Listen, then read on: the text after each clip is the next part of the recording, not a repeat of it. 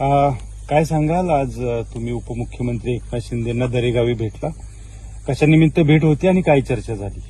महाराष्ट्र राज्याचे आदरणीय उपमुख्यमंत्री आणि शिवसेनेचे नेते आदरणीय एकनाथजी शिंदेसाहेब दरेगावी मुक्कामी आले होते.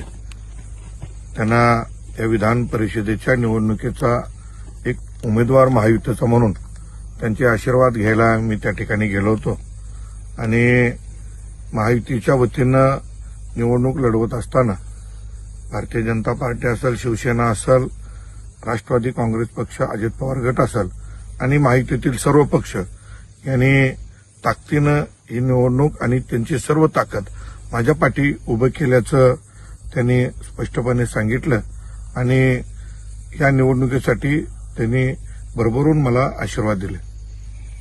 परंतु इतर काही चर्चा झाली का?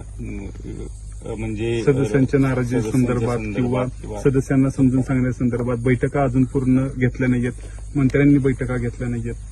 नाही, सगळ्यात महाराष्ट्रभर सर्व विधान परिषदेच्या ज्या ज्या जागा आहेत त्याच्या संदर्भात सर्व चर्चा वरिष्ठ पातळीवर होत असतात. त्या ठिकाणी सर्व चर्चा झालेल्या असतील.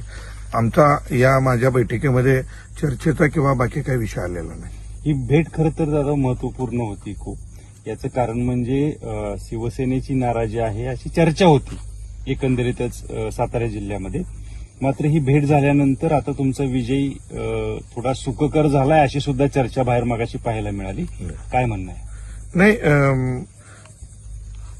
आदरणीय एकनाथजी शिंदेसाहेब हे महाराष्ट्राचे नेते आहेत, शिवसेनेचे नेते आहेत, उपमुख्यमंत्री आहेत आणि महायुतीचे ते एक प्रभावशाली व्यक्तिमत्व आहे.